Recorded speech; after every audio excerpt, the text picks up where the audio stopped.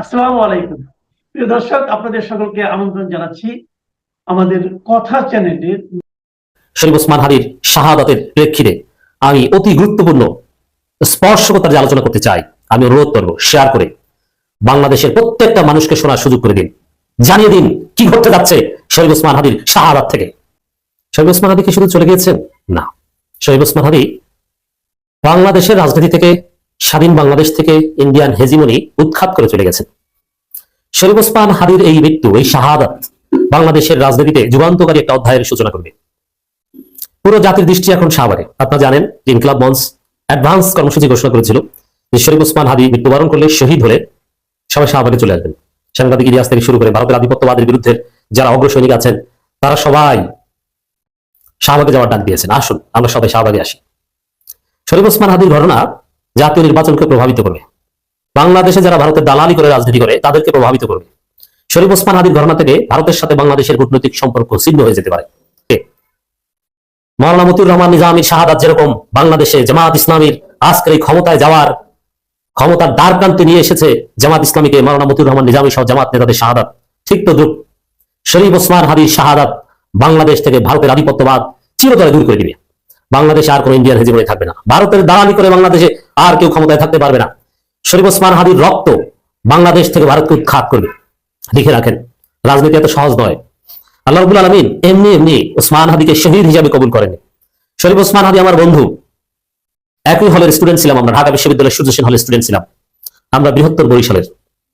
শরীফ ওসমান হাদির মাদ্রাসা ব্যাকগ্রাউন্ড, আলেম পরিবারের সন্তান, এই হিসাবে আমাদের সাথে অত্যন্ত সুসম্পর্ক ছিল। আমার দেখা 2010 সাল থেকে আমরা একসাথে মোটামুটি ইন্টারেকশন করে আসছি। ব্যক্তি জীবনে সৎ একজন আদর্শ মানুষ, একজন নিরহংকারী একজন মানুষ। এই শরীফ ওসমান হাদির সবসময় শাহাদাতের তামান্না ছিল, আমরা দেখে আসি যে আল্লাহ যেন শহীদ হিসেবে কবুল করে। একজন রাজনীতিবিদ স্বাভাবিক মৃত্যু এটা তার কাম্য নয়, এটা তার জন্য প্রেস্টিজিয়াস নয়। একজন রাজনীতিবিদ শহীদ হবে দেশের জন্য, এটা তার জন্য সবচেয়ে বড় কিছু। এই তামান্না শরীফ ওসমান হাদির সবসময় ছিল। আল্লাহ রাব্বুল আলামিন কবুল করেছেন। এই কবুলের মধ্য দিয়ে বাংলাদেশকে একটা নতুন অধ্যায় আল্লাহ নিয়ে যাবেন, আল্লাহ নিয়ে যাবেন। আবু সাইদের শাহাদাত হাসিনার মসনদকে চূর্ণ বিচূর্ণ করে দিয়েছে। বাংলাদেশে আর অনেকে শহীদ হয়েছে, অনেকে রক্ত দিয়েছে। এই ওসমান হাদির শাহাদাতকে কেন্দ্র করে আমি একটা সিক্রেটস আজকে শেয়ার করব। এক একটা শাহাদাত, এক একটা শহীদ, এক একজনের রক্ত এক একটা ইতিহাস রচনা করে। আপনাদেরকে এটা জানতে হবে। আমি 1975 সালের 15 আগস্ট শেখ মুজিবের রক্ত ঝরেছিল এই বাংলাদেশে। আল্লাহর একটা সুন্নাত হচ্ছে, জমিনে যাদের রক্ত ঝরে আল্লাহ তাদের ক্ষমতা দেয়। প্রমাণ দেখেন, বাংলাদেশে যে দলের প্রধানরা শহীদ হয়েছে সেই দলকে আল্লাহ ক্ষমতা দিয়েছে। শেখ মুজিবের রক্ত ঝরেছিল, আল্লাহ রাব্বুল আলামিন আওয়ামী লীগকে ক্ষমতা দিয়েছে। আবার আওয়ামী লীগ বেড়েছিল, আওয়ামী লীগের পতন ঘটিয়েছে। শেখ মুজিব দলের প্রধান ছিল, দলের প্রধান শেখ মুজিব হত্যাকাণ্ডের শিকার হয়েছেন। আওয়ামী লীগ ক্ষমতা পেয়েছে একটা পর্যায়ে এসে। শহীদ প্রেসিডেন্ট জিয়াউর রহমান স্বাভাবিক মৃত্যু হয়নি, তাকেও হত্যা করা হয়েছে চট্টগ্রাম সাকির হাউজে, আপনারা জানেন। বিএনপির প্রধানকে হত্যা করা হয়েছে, বিএনপি এক পর্যায়ে রাষ্ট্র ক্ষমতা পেয়েছে। এইভাবে এবার মিলিয়ে নেন। জাতীয় পার্টির প্রধান হোসেন মোহাম্মদ এরশাদের স্বাভাবিক মৃত্যু হয়নি। এরশাদের দল জাতীয় পার্টি বাংলাদেশে কোনোদিন ক্ষমতা আসতে পারেনি আর পারবেও না। সেই এরশাদ জমানায় এরশাদের মৃত্যুর পর স্বাভাবিক মৃত্যু হয়েছে, আর ক্ষমতা আসতে পারেনি। এই জমিনে মাওলানা মতিউর রহমান নিজামী জামাত ইসলামী সাবেক প্রধানের রক্ত ঝরেছে, তাকে হত্যা করা হয়েছে।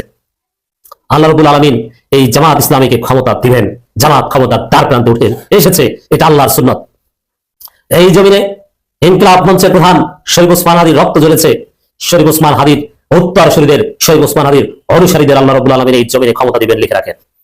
এবং ওসমান হাদির এই শাহাদাতের মধ্য দিয়ে, এই রক্তদানের মধ্য দিয়ে শরীফ ওসমান হাদির অ্যাক্টিভিজমের তার জীবনের অন্যতম লক্ষ্য উদ্দেশ্য ছিল বাংলাদেশ থেকে, বাংলাদেশের রাজনীতি থেকে ভারতের আধিপত্যবাদকে ওসমান হাদির রক্তের বিনিময়ে আল্লাহ রাব্বুল আলামিন বাস্তবায়ন করে দিবেন, লিখে রাখেন।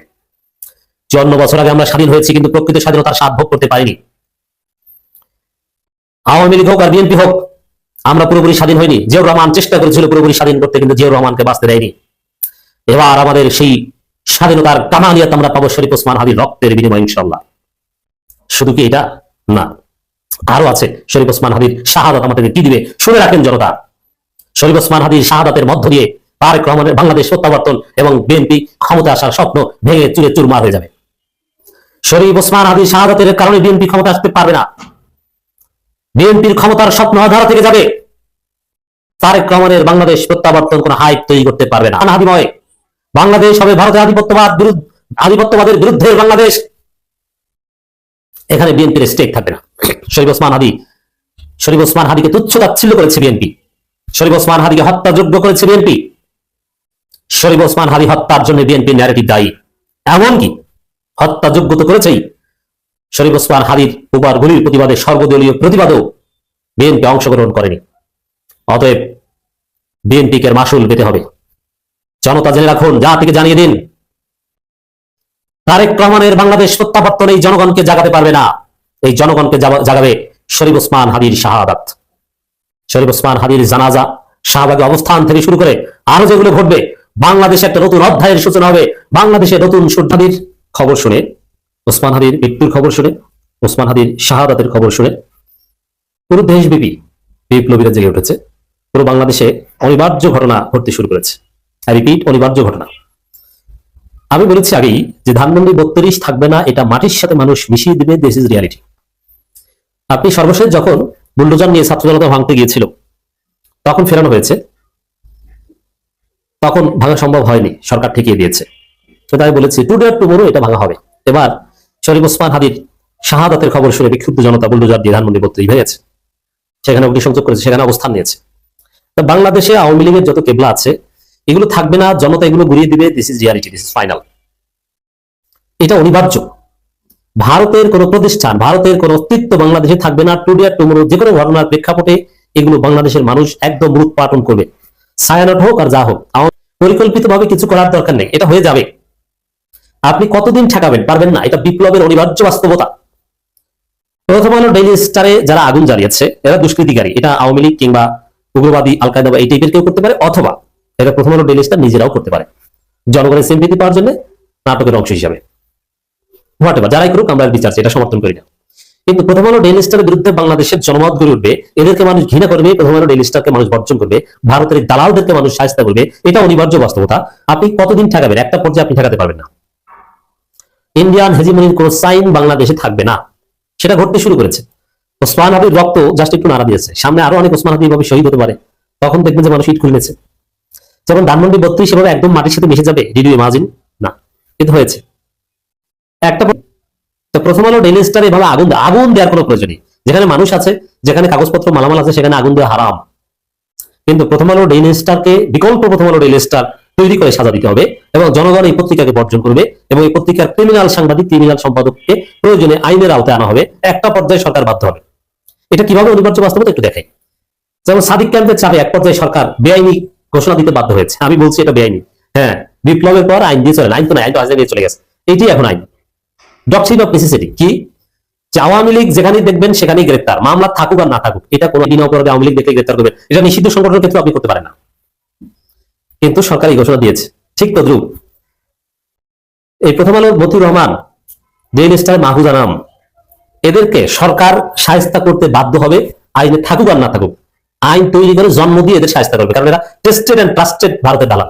মনে রাখবেন, কে বা কারা প্রথম আলো ডেইলি স্টার আগুন দিয়ে পুড়িয়ে দিচ্ছে আমরা নিন্দা জানাই, এটা সমর্থন করি না। ইট ডাজন্ট মিন দ্যাট প্রথম আলো ডেইলি স্টারের প্রতি আমাদের সিম্পথি আছে, না। প্রথম আলো ডেইলি স্টারই বাংলাদেশে ইন্ডিয়ান হেজিমনি এখনো কন্টেইন করে রেখেছে। তারা এখনো ষড়যন্ত্র করছে। আওয়ামী লীগকে নিষিদ্ধ সংগঠন বলে না, আওয়ামী লীগকে তারা সন্ত্রাস বলে না, আওয়ামী লীগকে নরমালাইজ করার চেষ্টা করছে। বাংলাদেশের সামগ্রিক ঘটনার মধ্যে ওয়াকারের ভূমিকা নিয়ে এখনো সন্দেহ করছে। ওয়াকার কি করছে? ওয়াকারের কন্ট্রিবিউশন, ওয়াকার যে চুপচাপ, এটা আমাদের খতিয়ে দেখতে হবে।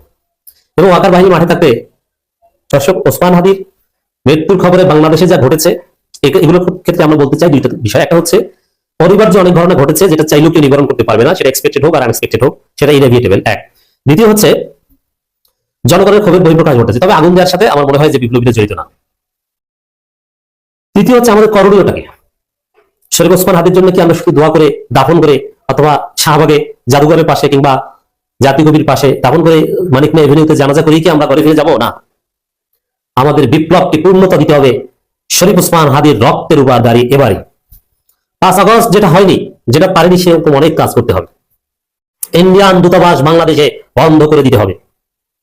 প্রণয় ভার্মাকে গ্রেপ্তার করা সম্ভব হলে গ্রেপ্তার করতে ওরা জড়িত। হাসিনা কিভাবে ভারতের মাটিতে বসে বাংলাদেশে লাশ ফেলানোর ঘোষণা দেয়? ভারতকে জবাবদিহিতার আওতায় আনতে হবে। এই প্রণয় ভার্মাকে ধরুন, ওরে ধরলে সব বেরোয় আসবে। ভারতের দূতাবাস বাংলাদেশে থাকবে না। ভারতের সাথে সম্পর্ক ছিন্ন করতে পারলে, ভারতের কূটনীতিকদের বাংলাদেশ যদি বহিষ্কার করে, ভিয়েনা কনভেনশন অনুযায়ী বহিষ্কার করা যায় এবং বলে দেওয়া যায় যে এই কয়েক ঘন্টার মধ্যে তোমরা বাংলাদেশ ছাড়ো। ওরা বাংলাদেশ ছেড়ে যাবে, তারপরে আমরা ভারতের দূতাবাসের ইট খুলে আনবো। এটা হবে বাংলাদেশের বিপ্লবের পূর্ণতা। বিএনপির চাঁদাবাজিও বন্ধ হয়ে যাবে বাংলাদেশের সাথে ভারতের সম্পর্ক ছিন্ন হয়ে গেলে। আপনি লিখে রাখেন, বিএনপির চাঁদাবাজি ওটা ভারতের নির্দেশে বিএনপি করছে, এর পিছনে অনেক রাজনীতি আছে। হ্যাঁ, এই যে করণীয় কথা বললাম, এটা ঘটবে। চুপ্পুকে সরিয়ে দিতে হবে লাঠি দিয়ে। শহীদ ওসমান হাদির শাহাদাত থেকে